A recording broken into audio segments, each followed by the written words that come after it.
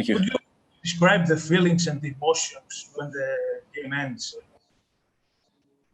Yeah, man, I'm pretty excited. I don't know how else to describe it. We came out and played a really, really good game.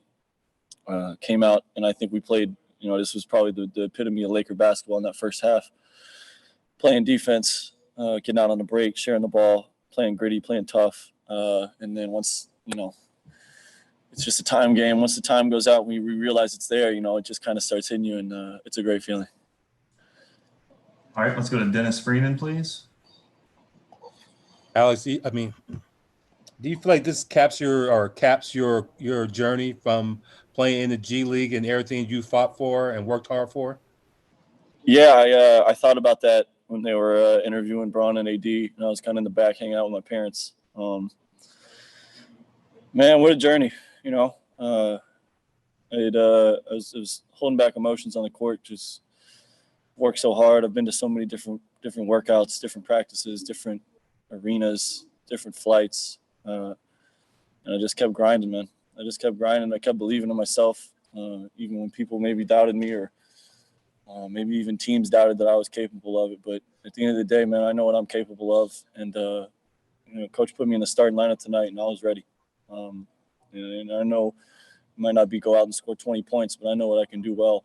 And that helps us win games. And you win a game 4 in the finals, you're a champion. So I'm a champion. All right, Claudia Jestro, please. Alex, congratulations. We talk about LeBron always doing such a great job, and tonight he did it. When he drives, to the basket, if there's any way to stop him without committing a foul, just talk about that. Most of the time when I see Bron starting to run downhill, I just kind of give him the ball and get out of the way. He's been a force since he stepped into the league, since he's started playing basketball, even before he got to the NBA, and he's just gotten better and better and better. And it's great to have him as a teammate. He's a great person, great individual, and obviously everybody knows how good of a basketball player he is. So it makes it really easy for me to just kind of give him the ball and let him do his thing. Michael, in here. Yeah, can you say, when did you find out you were starting, and how did that conversation go? Yeah, Coach kind of mentioned it to me yesterday, just thinking about it, just going game by game, thinking about some tweaks. And then today after or going into our meeting, he told me, and I was like, all right, cool. I was ready to go.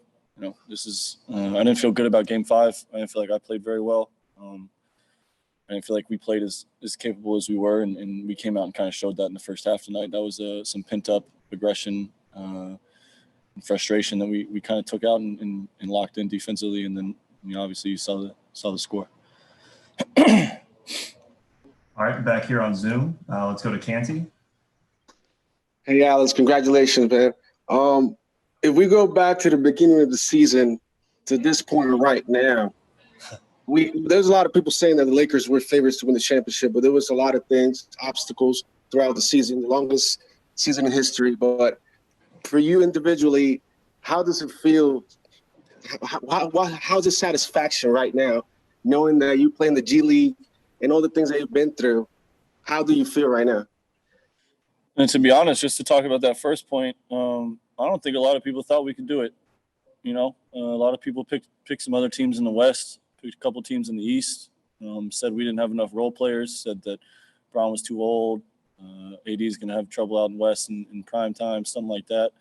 And to be able to fight through all that, through the LA noise, through the break, through the quarantine, come back and do that. I'm really, really proud of this group and how we fought. And then as far as me, coming from the G League, from undrafted, me and Kuz were on the summer league team when we won the championship there. And we've both just been working since then. And to be here now, 3-4 years later, however many years it's been, it's really fulfilling, man.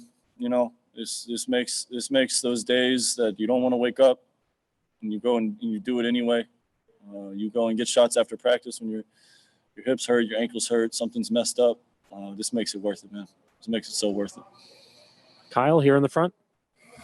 Alex, in being in this environment, just obviously no fans here to celebrate with you, but your parents here, Yeah. the family's here.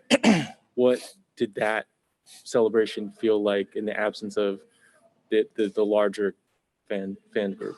Yeah, you know, it's a tragedy we weren't able to play any of these games in Staples Center, just because I know how much they want it. I know how much they've been missing it, and how much we've been waiting for this opportunity to kind of give them the show and give them the chance to get back there for playoff basketball. But I think they'll take the championship over anything. And then, you know, to be able to celebrate with my parents, see my sisters up in the upper deck, and hopefully I get to see them soon after this once I'm out of the bubble. It means a lot. You know, the last time I had something like this was my senior year. We tied with Kentucky on senior day. We won the SEC championship, and I was holding back emotions then when I saw them on the side, and you know, and they were both teary-eyed coming to me. Just so much love, man. So much support from them. Just come a long way, man. It means a lot. It means a lot. All right, Jim Alexander next, please. SC News Group. Yeah, Alex. Frank came in with a defensive mindset, and you guys were able to basically maintain that all year. How impressive is that you didn't let up defensively at any point? Yeah, man, defense wins championships. You know, that's not some BS saying. That's not something that just goes around. That's a real thing.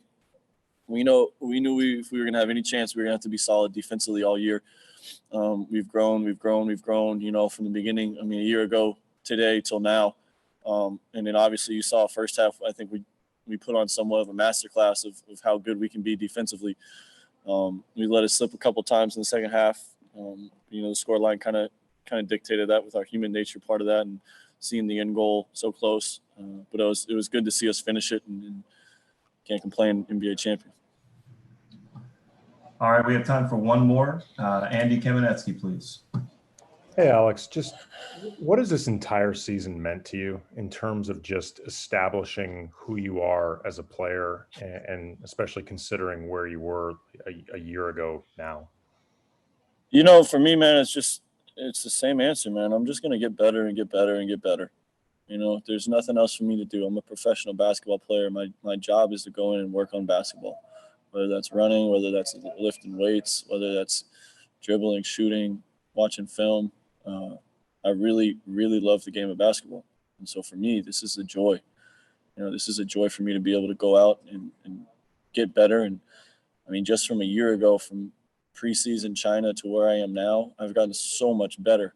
And I don't think I'm close to hitting my ceiling. I think I have a lot of room to grow. So, you know, for me, it's just it's encouraging knowing that the things I've done have worked, have gotten me to this point, and I've kept improving, and it's gotten me to a better state as a basketball player. But I think I got a long way to go. All right, Alex, thanks for your time. Congrats again. Thank you, guys. Go Lakers.